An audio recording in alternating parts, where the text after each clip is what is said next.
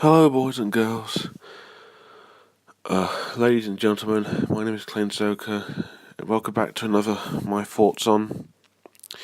Today, I'll be talking about Hotel Transylvania 3, a monster vacation, not summer vacation. They should just call it Hotel Transylvania 3.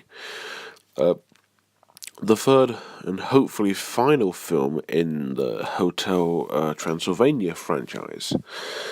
Before I get into it, I should probably quickly sum up what I think of the first two.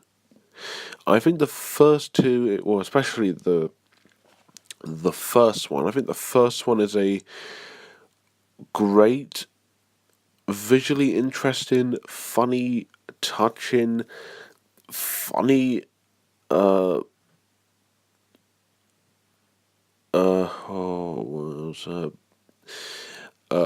Entertaining. It has great animation.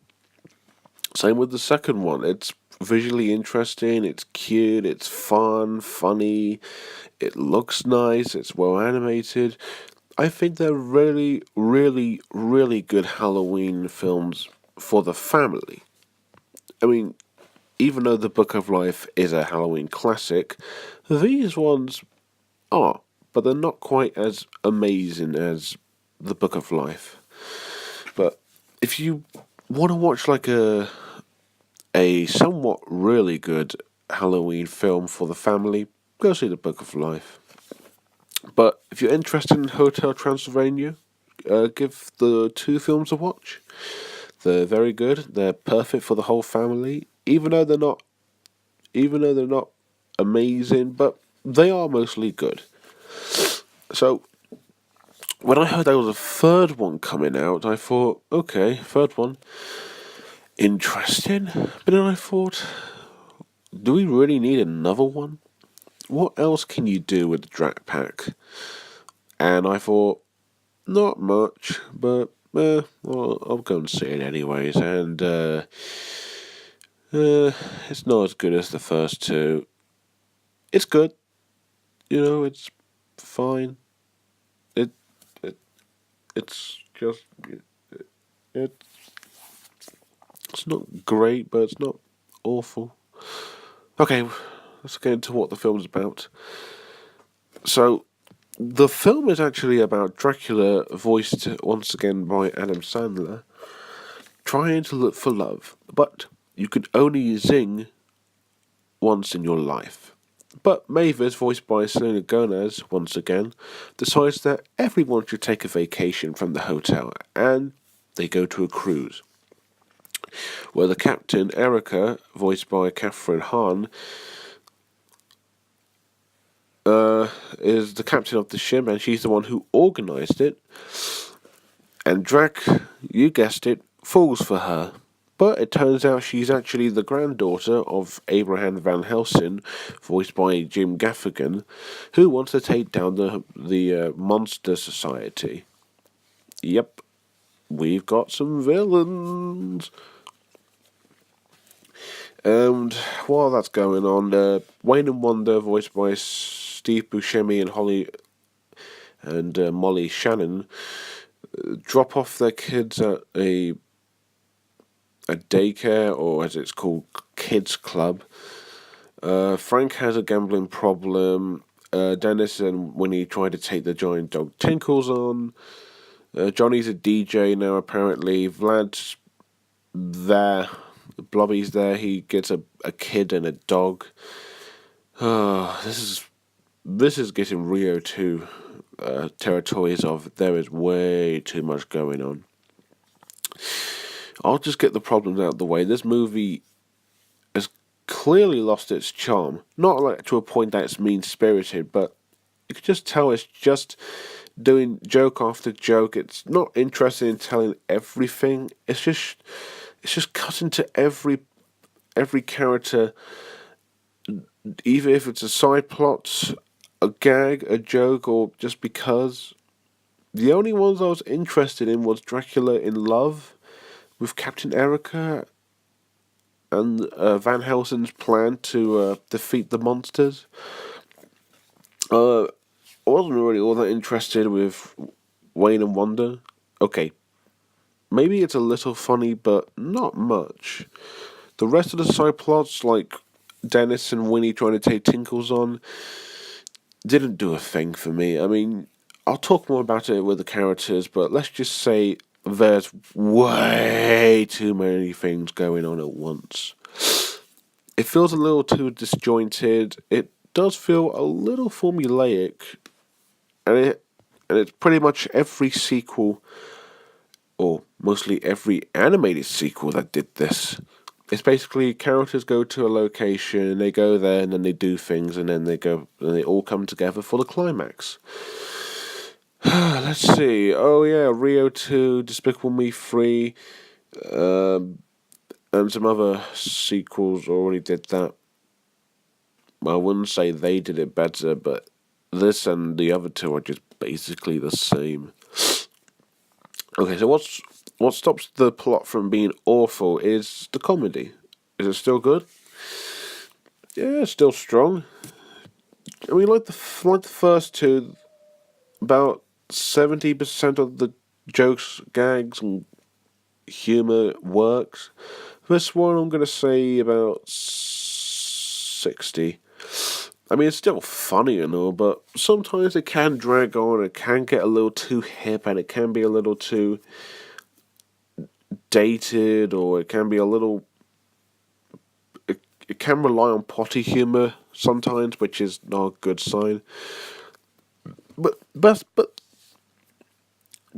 it doesn't mean I hate it or the execution of the plot. The execution's fine. It does its job, but it's just that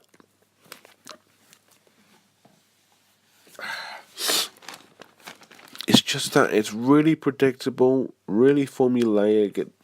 The franchise is starting to lose its charm. Well, it does have a couple of touching moments. It's not much, but the comedy, the action scenes, and the entertainment is still there. But you could definitely tell that Jendi Tartakovsky and the team are not quite getting the hang of it as they did with the other two. The animation. If there's one thing that this film actually did better than the last two, it's the animation. And when I say better, I mean visual wise, it looks fantastic. Don't get me wrong, the animation in the first two I think are really good. But if I could be honest, as good as they do look a bit basic at times where you're just in a hotel. Here, you're in a cruise, underwater, a tiny beach, a casino. You're in the Titanic, you go to a ruins. There's so much bright colours and oh god, it looks amazing. The textures on the characters look great. Heck, their movements and actually feel like they're actually cartoons. The facial expressions, especially on Dracula, Erica, Mavis, and especially Van Helsing, all are very quite expressive. I still like all the monsters' designs. I think they all look. I think they still look pretty cool. I like Frank's. I think Murray looks pretty cool. The backgrounds look pretty great. The movements from all the characters are. They have so much energy to them, and it's so good.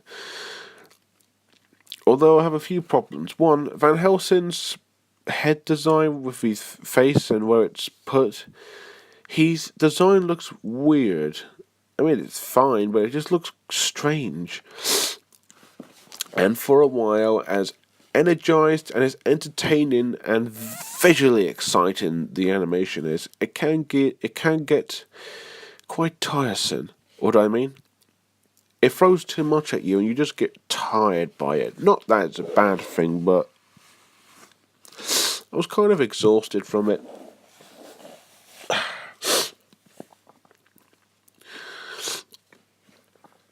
And it was just a little too much for me. And then it just does the same movements again. It doesn't do anything clever with it. I mean, okay, maybe it does mostly, but sometimes it just kind of just goes on for a while. especially in the climax where it just drags on and on and on and on and on and on. But besides that, the animation, while it isn't like the best in the franchise, visual wise, I think it's the nicest looking film in the franchise. Characters and acting. Our main character, Drac, voiced by Adam Sandler, he's still likable. I can still relate to him at times, and I think he's still charming, and Adam Sandler is still pretty damn good as Dracula. I still like him. Mavis is still great, and I always liked Mavis in these films. I thought she was cute, funny, and likable, and she still cares about Dracula, and they're both still family. But I think those two stand out for me with old characters in this film, but they're both kind of my favourite in the franchise, I think. Jonathan's fine. I know there are people that hate him, but honestly, Andy Samberg is basically... He's basically better as Junior from Storks, I'll put it that way. But Jonathan's okay, he's fine. Frank's friends, they don't do much for me. They do get a laugh here and there, but that's about it. I think Wayne and Frank only made me laugh a couple of times. The rest, just a little. I still like Dennis and Winnie. I think they're pretty freaking adorable. And despite that subplot not doing much for the film, it's interesting, but that's only because I actually like them two kids. Vlad does jackal. Blobby can get some chuckles. And then the new characters, who I found the most interesting, is Abraham Van Helsing, voiced by Jim Gaffigan, and Erica, voiced by Catherine Hahn. Especially Van Helsing, and this isn't really a spoiler or anything, but Van Helsing is the main villain, and Erica's more of the love interest. And I know what you're thinking, oh, spoilers. It's kind of misleading to be exact. But I will give Van Helsing this. He's a way better villain than Quasimodo from the first film and Bella. Even the voice actor Jim Gaffigan does a fantastic job voicing the villain. I mean, John Lovett is pretty good. Rob Riggle I thought was just irritating. Jim Gaffigan I thought was pretty good. At least he's in a good animated film, unlike Duck Duck Goose. I don't know if I'll review that movie. Maybe when it comes out on Netflix, because, meow. But, hey, at least he was in Bob's Burgers. So, no difference. The voice acting for everyone is still good. They all do pretty good jobs with it. Adam Sandler's still good. Selena Gomez, Andy Samberg, Kevin James, Keegan-Michael Key, David Spade, Steve Buscemi, Mel Brooks, everyone. And while these characters may not be the most well-developed characters, they may not be, really hateable, but... And there are some that I still like, and even if it's old and new, I like Dracula, Mavis, and the new characters, but the rest can be described as a generic trope. So yeah, this movie's not that great. I mean, it's not terrible, but it could have been worse. Hotel Transylvania 3, A Monster Vacation, is not the best in the franchise. It's probably the worst, I think. It has a predictable and formulaic plot, very tired animation, and some pretty generic characters. But since the plot can get its humour and touching moments with fantastic animation and still some good characters and great voice acting, I think this movie's good. It's not great, but it's good. So, recommendations: if you want a really good animated sequel, go and see Incredibles 2. Enough said. But if you've seen Incredibles 2 and you want to see another animated, harmless, fun animated film, I do recommend this one as well.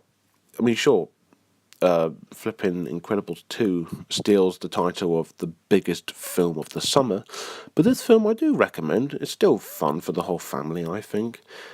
It's better than Mamma Mia 2. So, despite being the worst in the franchise, it's still good, but I don't think I'll go and see it again. Maybe I'll buy it on DVD or something, but nah, it's not worth seeing again. So I'm going to give this film a 6.9 out of 10. So if you like this franchise, you'll like this one probably. If you don't like them, you'll probably dislike this one more. Okay, so next up I'm going to try and do Ant-Man for Ant-Man the Wasp. And I don't know if I'm going to see Teen Titans Go to the films. That's going to be the British version, isn't it? To the movies. I think I'm probably going to skip that one, and I might go and see The Big Bad Fox and Other Tales, which is like an animated French movie from the same people who did Ernest and Celestine. I don't know, but for now it's going to be Ant-Man and then Ant-Man the Wasp. So anyways, thank you guys for watching. Don't forget to like, comment, and most importantly, subscribe. And until next time, bye for now.